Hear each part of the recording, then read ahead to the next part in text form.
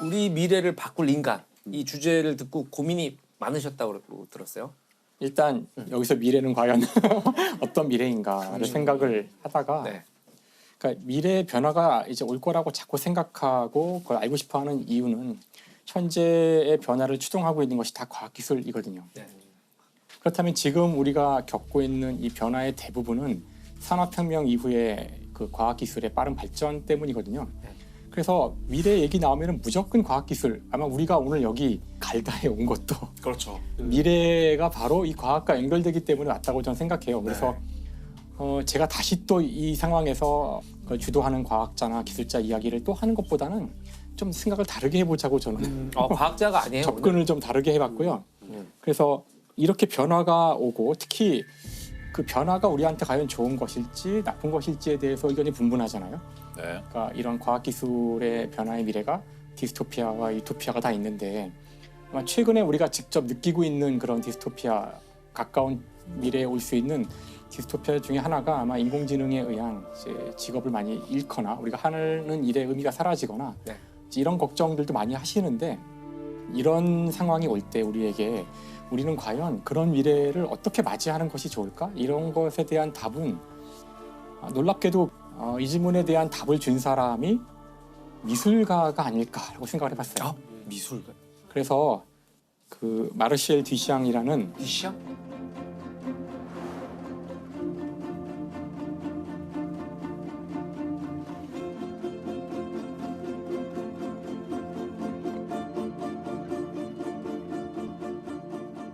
이분의 작품 가운데 가장 유명한 작품은 그 남자 소변기예요.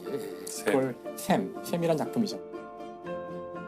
갖다 놓고 이것이 미술 작품이다라고 주장을 한 바로 그것이 이분의 가장 대표적인 작품인데 과연 그것이 우리의 미래, 우리의 과학기술의 미래에 우리 인류를 구하는데 어떤 영향을 줄 수 있는지 그걸 제가 이제 설명을 해보려고 하는데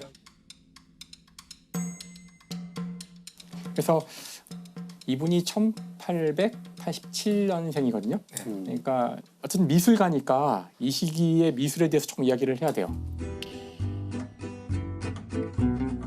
역사적으로는 이 시기가 19세기가 아카데미즘이라 그래서 그 보면 아주 그냥 사진 같은 그림들을 그릴 때예요. 아 예. 정말 그 신화적인 그림이나 네네. 그냥 너무나 매끈하고 아름다운 그림들, 그 거대한 그 역사적인 상황을 그린 그림들이나 이런 그림들이 유행하고 있을 때였는데 이 즈음에 이제 과학기술이 미술계에 충격을 주는 사건이 일어나게 돼요.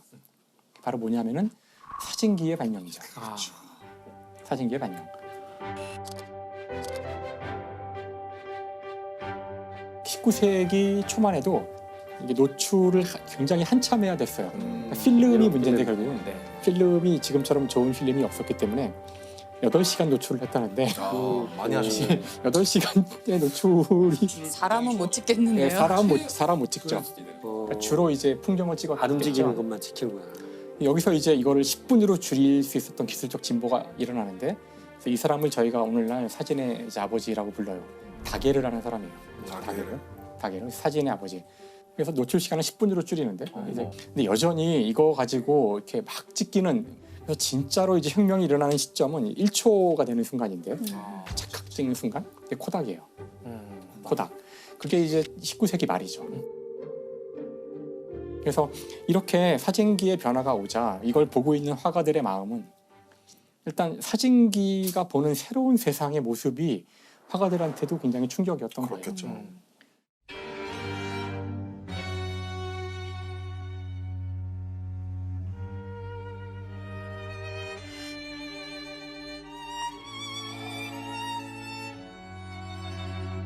사진을 찍을 때 가장 중요한 것은 바로 사진기에 와서 닿은 빛만이 중요하잖아요.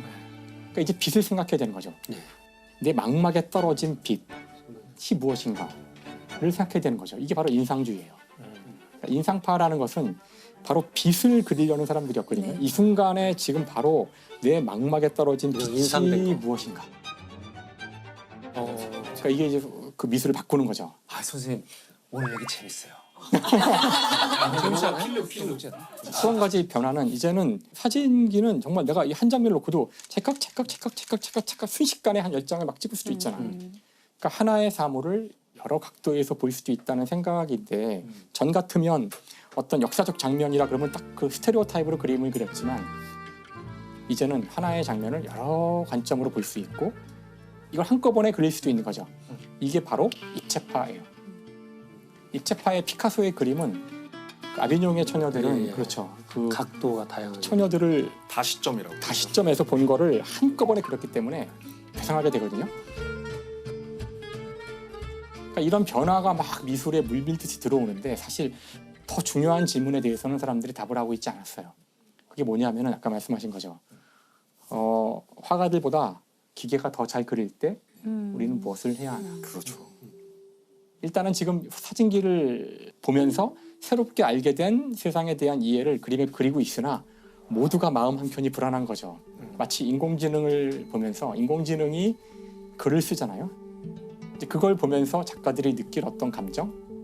그 화가들은 그때 이미 인공지능이 개발되기 전에 지금으로부터 150년 전에 오늘날 우리가 느끼는 공포를 느낀 거예요. 그럼 과연 이것에 대한 답은 뭘까? 미술을 그만둬야 되나? 이제는 다 사진기가 그리면 되나? 그것에 대한 중요한 답을 준 사람이 저는 바로 이 마르시안 디시장이라고 생각해요. 자, 이렇게 시작되는 겁니다. 이야기가. 그렇군요. 아주 전개가 아주 물 흘러요. 그럼 이제 이 사람을 소개해야 되는데 네. 이분은 사실 그림을 그릴 때가 이제 20세기 초반, 그러니까 1900년대 그때라서 한참 입체파가 막 뜰 때예요. 그래서 이제 초반에 이제 이 드샹도 입체파를 그려야겠다. 나도. 근데 그때 그렸던 그림이 바로 이 그림이에요. 계단을 내려오는 누드죠. 역시 우리 아렘은 벌써 이름을 바로 계단을 내려. 왜냐면 18년에 국현에서 전시를 했었어요. 맞아요. 저도 이 봤었어요. 시리즈 중에 그 하나가 왔어서 제가 봤던 기억이. 맞아요.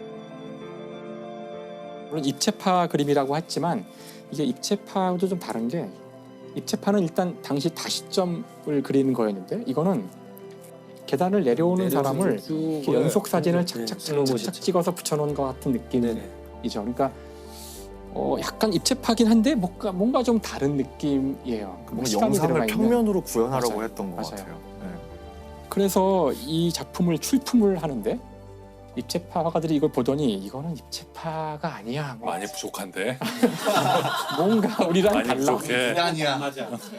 그래서 이거를 그러니까 자를 순 없고 이렇게 압력을 가해요.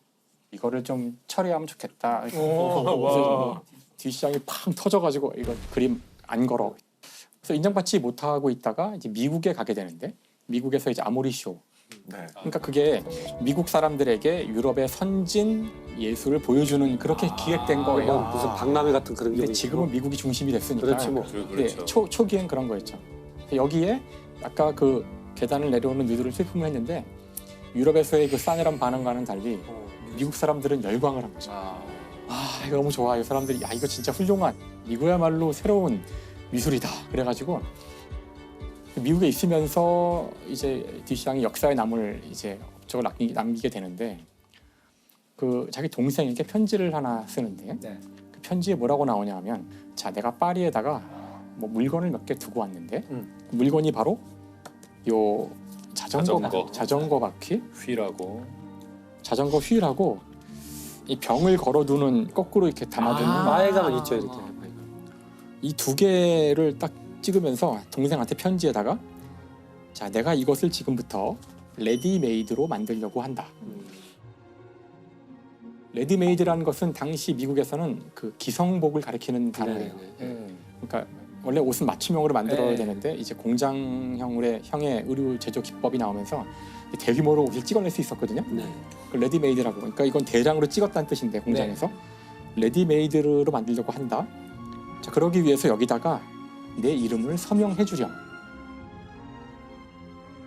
그러니까 이 사람의 이름이 마르시안 듀샹이니까 그 이름을 써달라는 거예요. 동생 보고 동생 자기 보고 이름을 쓰면 서명하게 하라고 했다는 그것이 게 예술 문제적인 거죠. 작품이 될 거라는 그런 이제 암시를 주는 건데 네. 아주 역사적인 그런 편지예요. 왜냐하면 지금 실제로 많은 현대 미술가들은 예를 들어 뭐 유럽의 작가가 한국에서 전시를 할 때 한국으로 작품을 보내지도 않아요. 많은 경우에 그렇죠. 안 보내요? 작품 지시서를 보내는데 이렇게 만들어라고만 네. 하죠. 그 비엔날레 규격을 같은 걸. 보내주면 그걸 보고 만들면서 계속 그 소통을 해요. 이렇게 맞나? 그래서 그 완성이 되면 그게 작품을 전시하게 되는 셈인데 뭐 3D 프린팅이래요, 요즘. 그렇죠. 그때 작가가 한 것은 이 종이를 한 장 보낸 거죠. 많은 전시가 그런데요. 사실 이 듀샹의 이 행위가 바로 현대 미술의 그런 현대 미술의 시초가 된 것이죠. 근데 안타깝지만 동생의 답장이 뭐였냐면은 오빠 이거 다 치워서 없어. 아이고.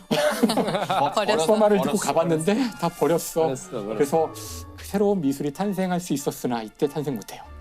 우리는 조금 더 현대 미술의 탄생 기다려야 하는데 실제로 첫 번째로 작품을 낸 때는 1916년이었고 네. 바로 이것 타자기 덮개거든요. 네. 언더우드라고 타자기를 덮어두는 그 네. 덮개인데 이거를 출품을 하게 돼요. 근데 이거를 출품을 하고도 저 출입구 옆에 그냥 갖다 놨대요. 아무 설명도 없이 네. 누구도 알아보지 못한 거죠. 네, 그렇죠. 끝난 거예요, 이러고. 작품인지를 모르고. 작품인지 모르고. 지금 우리가 가끔 뭐 미술관에 가서 겪는 그런 일이죠.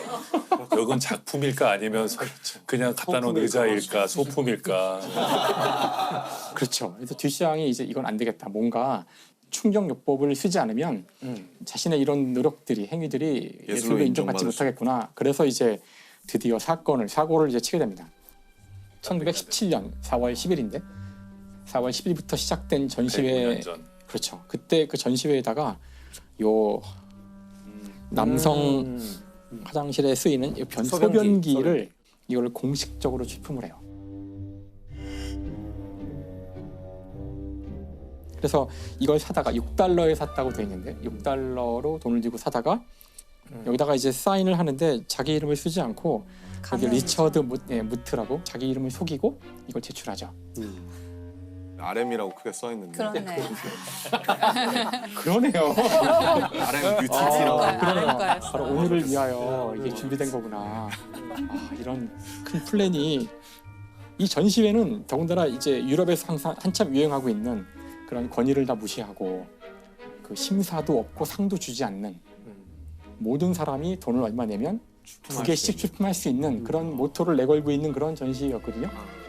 그래서 전시 제목이 앙대팡당 그 독립미술가 협회라고 해서 약간 맞아요. 독립된 뭐 그거를 미술가라고 따라한 그래서 이거를 취품을 하자 아무리 급진적인 미술을 표방하는 단체였지만 야 이거는 얘는 이게 무슨 이거는 작품이냐. 심하다. 이거는 너무하다. 그래서 긴급 회의를 열게 돼요. 회의를 열어서 결국은 이거를 이제 전시 불가 판정을 내리는데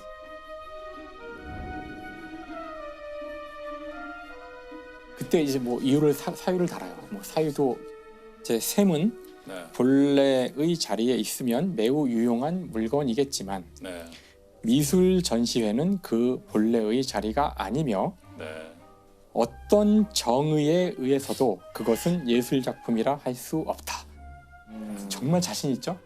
뭐 어떤 정의에 의해서도 근데 그 협회에서 썼다는 게 굉장히 흥미로운데 그 모든 것은 있어야 할 자리가 있다라는 게 실은 이게 인간이 더러움과 혐오 이런 걸 할 때 그게 있어야 할 곳에 있지 않을 때 사람들이 굉장히 혐오를 느껴요. 그러니까 침이 입 안에 있으면 괜찮아요. 밖에 나오면 혐오스럽죠. 그래서 자기 몸 안에 있을 때는 소화도 시켜주고 뭐 목도 축여주고 다 좋은데 뱉거나 나오면 문제잖아요. 근데 저걸 그 위원회에서 이렇게 말했다는 것은 이거는 불쾌하다는 거예요. 그렇죠. 변기는 화장실에 있어야 되는데 미술관에 와 있는 거잖아요. 안 괜찮은 거죠. 맞아요. 혐오스러운 물건이 되는 거죠. 듀샹이 그걸 흔든 거겠네요.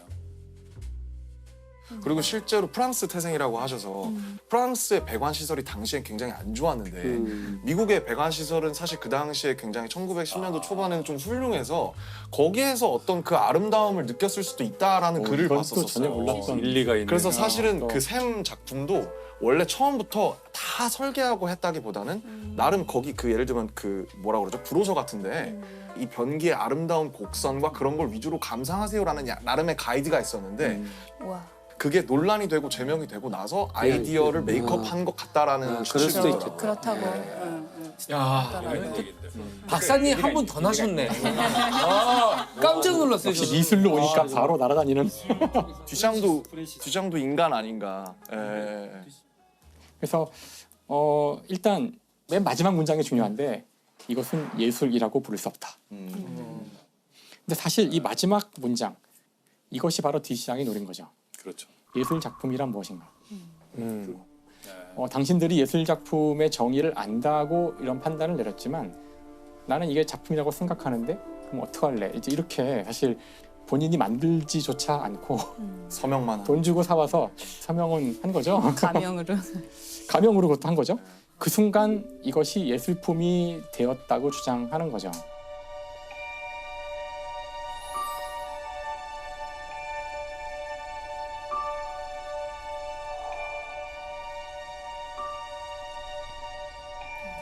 저도 이제 예술품 하나 만들어 볼 수 있는데 제가 여기다가 이렇게 제 이름 이니셜을 S W 킴이라고 쓰면 자 이건 이제 30억짜리 이어. 레디메이드 예술품이 된 겁니다. 30억에 사야겠지만 누군가 사기만 하면 그러니까 되는데. 사기만 하면 되는 거죠. 사기만 하면 돼. 한 명만 잡으면 돼요. 제가